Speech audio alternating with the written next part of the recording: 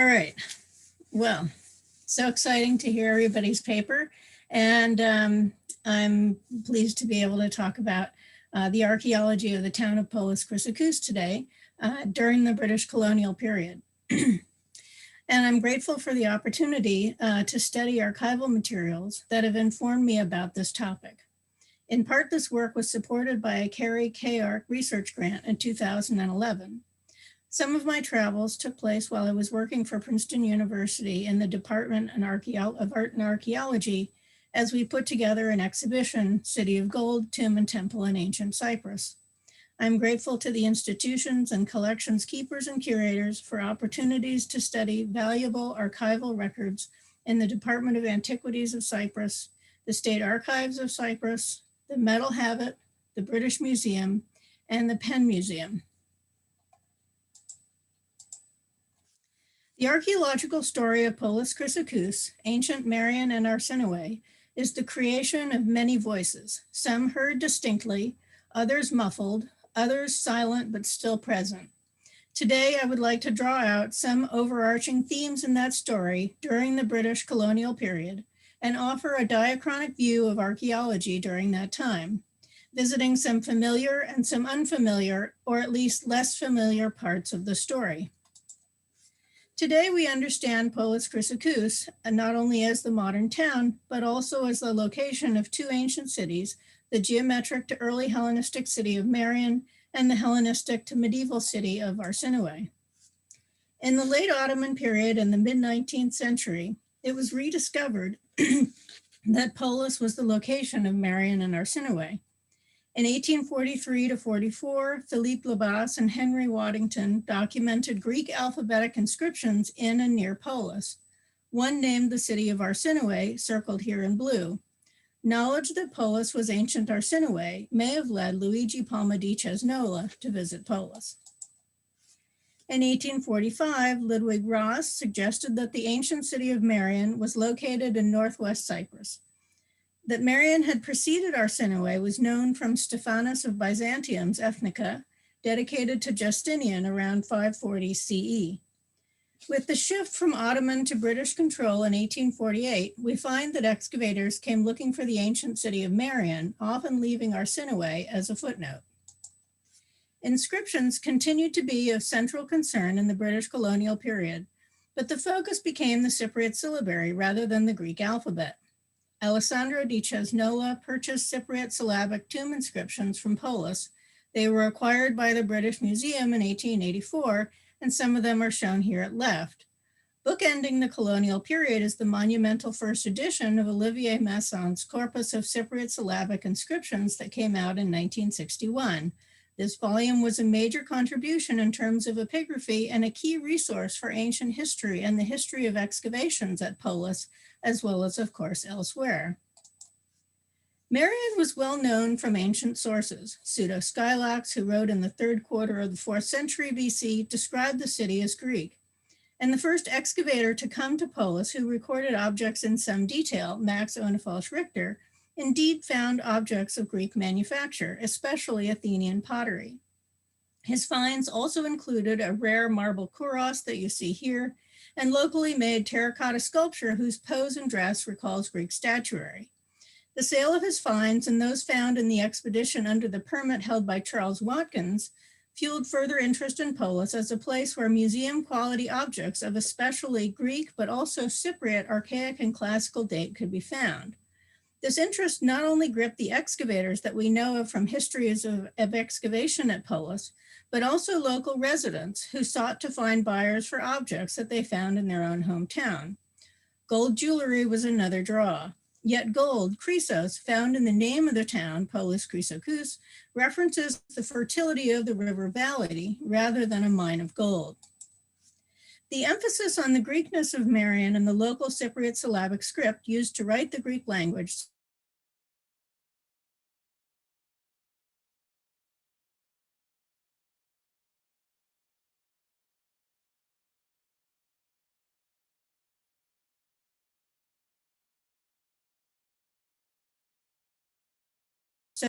Her husband, Kyriakos Nikolaou, began investigations into the wider nature of settlement in and around the ancient cities of Mariand and Arsinoe, as well as material evidence for pre-Iron Age settlement.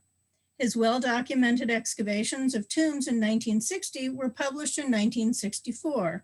He included a detailed catalog of finds and precisely measured stratigraphic plans and sections of tombs that show the find locations for objects as well as skeletal remains.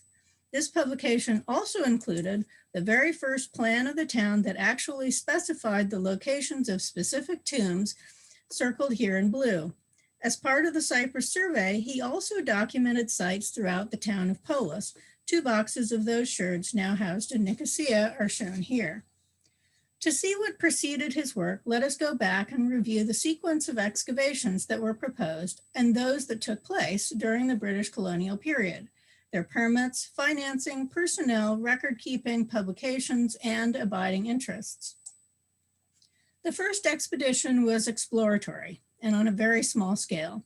In April 1885, Max Onefalsch Richter requested permission and received a permit in May to excavate at Polis, among other sites, as you see here circled in blue. He traveled with his foreman, Grigori Antoniou of Larnaca.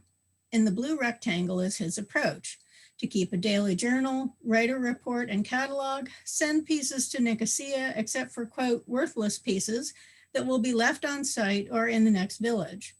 He would also inform the Mukhtar about where he excavated. In fact, he did mark his tombs on a plan that he published in 1893.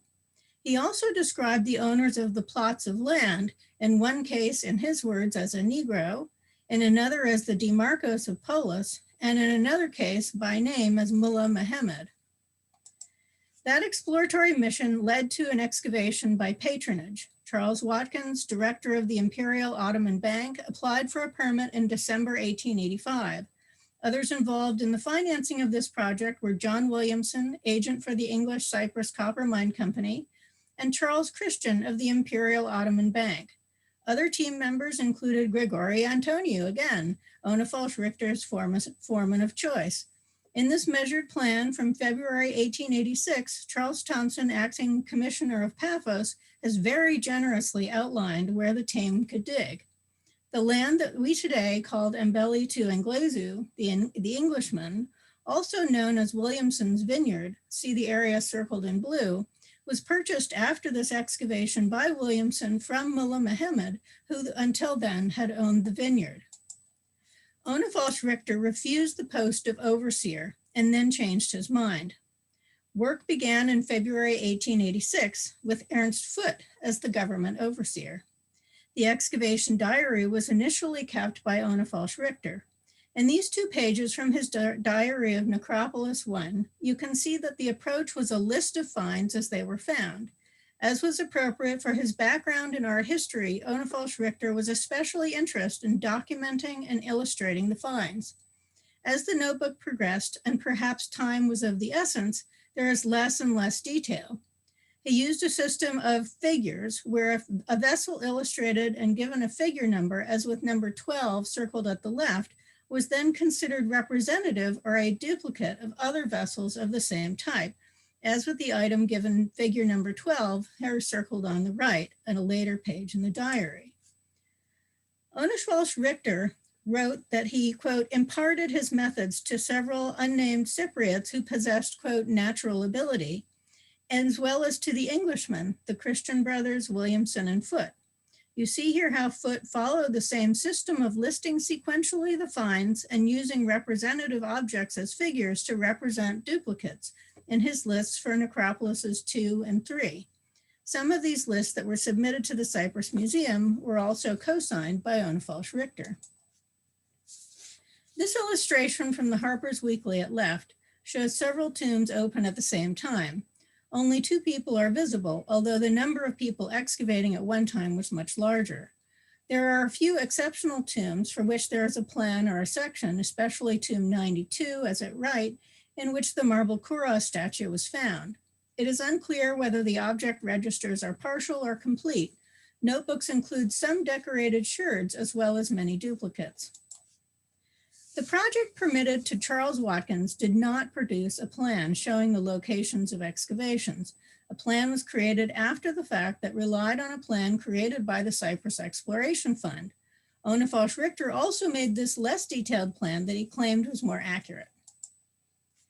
These excavations have come to be identified with Max Onefalsh Richter, especially because he published parts of them in his monumental work, Kypros, the Bible, and Homer in 1893.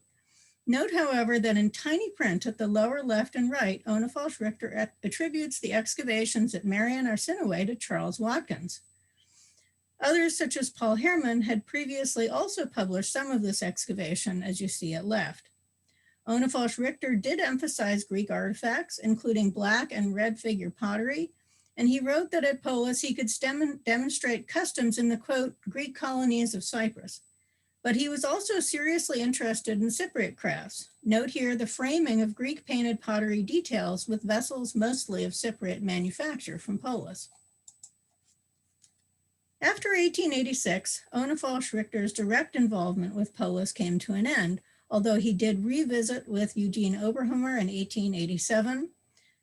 He also was involved in Polis objects in the Cyprus Museum catalog with John Myers, and in 1892 he tried to tempt the Penn Museum into excavating at Polis to no avail. In 1887, the same year, a woman named Nazire, daughter of Tassin Bey, resident in Constantinople, sought permission to excavate in land that she owned, and she called it the Chiflik lands in the central part of town. At the left here, you see her original request in Ottoman Turkish at the top and a government office translation in English below. At right, you can see that her application was considered. Ultimately, it was denied.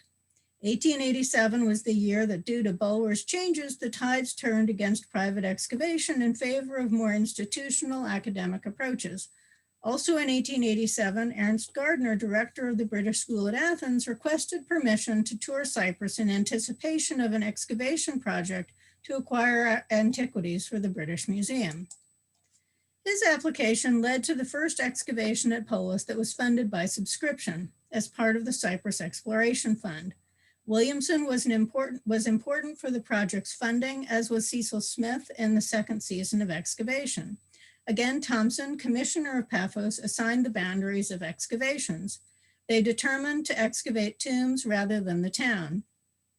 Williamson helped Gardner obtain permissions from some 40 landowners, and you see here just the first 2 pages of the list. Williamson appears at the top of the list as the owner of his vineyard, here interestingly given the name of Evreti. From the names of the landowners, they appear to be both Greek Cypriots. Second on the list is a Stavrino Pavlos, who owned Ios Demetrios, and Turkish Cypriots. Fourth on the list is Aishi Terzi Ahmed, who owned Kaparka. Both of these are well-known ancient cemeteries at Polis. Gardner left his student J. Arthur R. Monroe in charge for the Cyprus Exploration Fund, as he wrote inside the cover of the very first log of finds in February 1889. Monroe was accompanied by Henry Tubbs.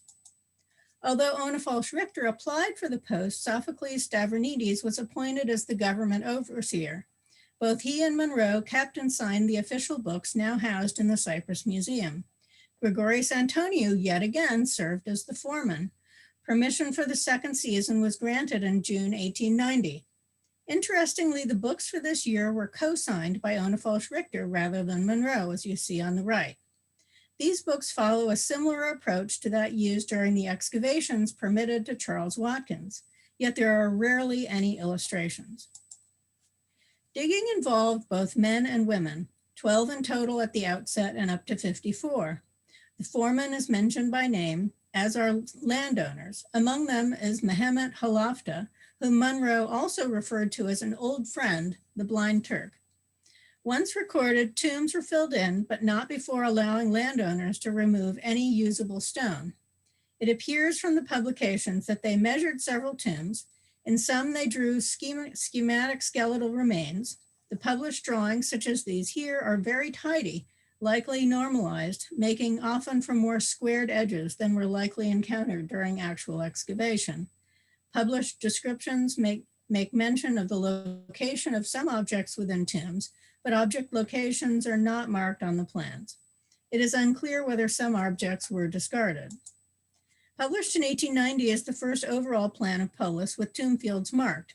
In the detail, you can see how X's mark the distribution of tombs, although tomb numbers were not added to the plans. In publication, when objects were organized into categories by material, objects of stone are mentioned first, including inscriptions, syllabic ones foremost. Interestingly, although Greek pottery is the more frequently illustrated, in the catalog of finds, plain pottery is listed first, followed by Cypriot decorated pottery. Greek black and red figure pottery, however, each have their own individual section. Monroe and Tubbs' training in classical philology comes through in the attention they paid to inscriptions. They documented variations in the forms of signs, as you see at the right, and whether family trees of ancient residents could be reconstructed. With the Greek pottery, often the emphasis was on the figural zone of decoration rather than the vessel shape itself. Monroe and Tubbs were easily the quickest to publish of all the excavators in Polis, with lengthy reports for their work in 1889 and 1890, appearing in 1890 and 1891 in the Journal of Hellenic Studies. In 1910, Polis received its very first visit by an official from the Cyprus Museum, George Jeffrey, curator of monuments. Menelaus Markides, who held a PhD in philology, was appointed to curator of antiquities in 1908, and then sent to Oxford to study archaeology with John Myers. He returned to Cyprus in 1912. Upon his return, he immediately was besieged with mail about undocumented excavations at Polis. A particularly strong plea was made in 1914 that you see here, and this was made on behalf of the people of Polis by the village judge, Musa Nami. Residents were finding and selling antiquities. The police were being left to excavate. As you can see marked in blue, he requested that a government official come out to Polis to conduct excavations. Markides began to prepare, however, for excavations already in 1912, but it was not until October 1916 that he undertook excavations at Polis. Again, Grigoris Antoniou was his foreman. He describes how he was a well-known expert tomb digger who was used repeatedly by English excavators in Cyprus, Crete, the Peloponnese, and Carchemish. He also worked with Loisu Anastasi of Dali, whom Markides wrote he always used in his excavations. They were to have 3 museum attendants who were trained in excavations. We also know that he employed both men and women from the town. Markides himself sought permissions from landowners. He returned again in 1918 for a shorter season of excavation. The delay in his preparations was due to problems with funding. In all, in 1916, he spent £70, half of which was supplied by Charles Gunther, owner of the Skouroiotis mine. Interestingly, Gunther had previously applied for a permission to excavate at Polis, but because excavation was now not allowed by private individuals, his application was denied. His funding of Markides appears to have led to his acquisition of some objects from the Polis excavations, as one can see here marked in blue, where objects are marked Gunther in Markides' Excavation Notebook.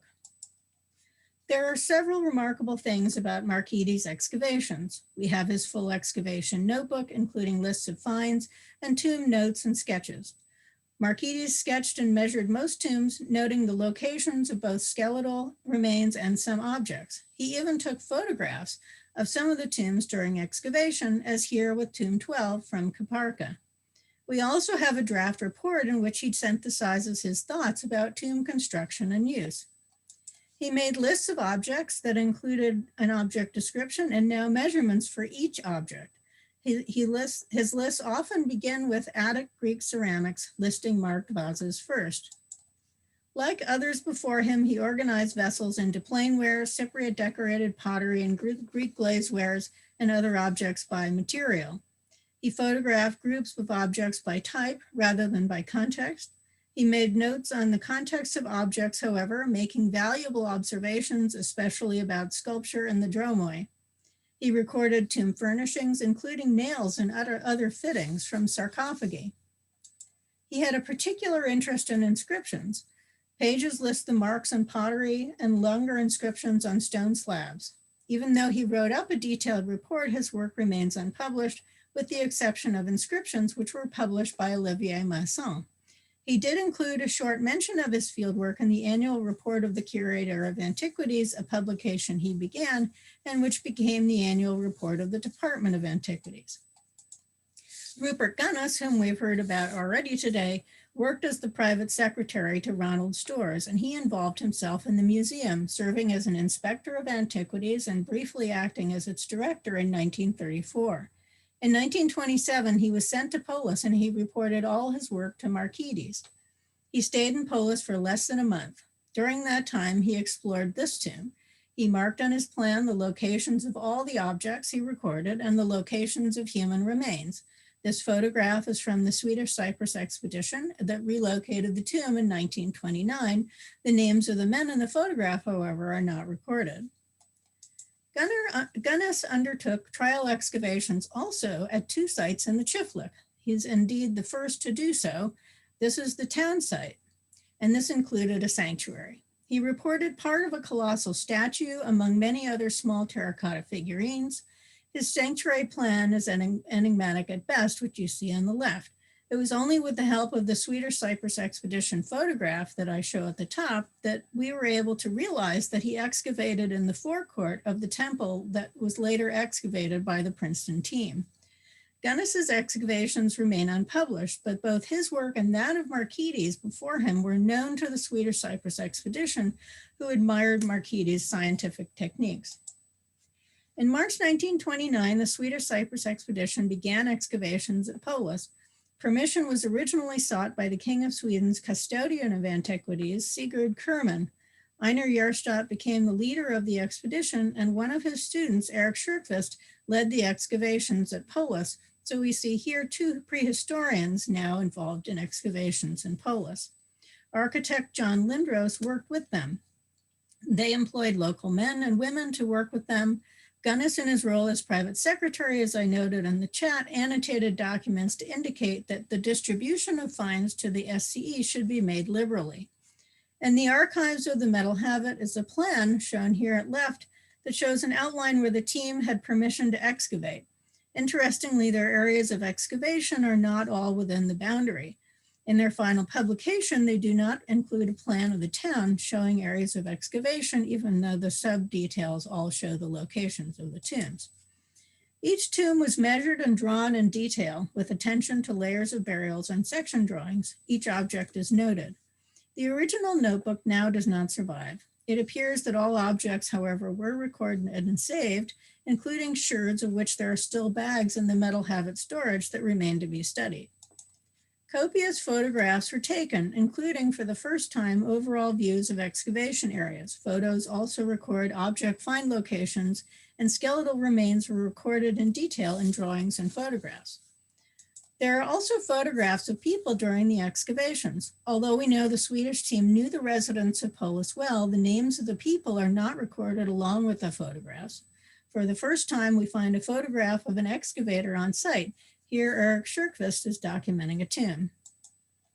Järstadt, rather than Sjökvist, published the Swedish Cyprus expedition excavations at Polis with the chapter called Marian in 1935. Ceramics from Marian tombs make up the majority of classical pottery in the Swedish Cyprus expedition, Volume 4, Part 2, Iron Age pottery typology.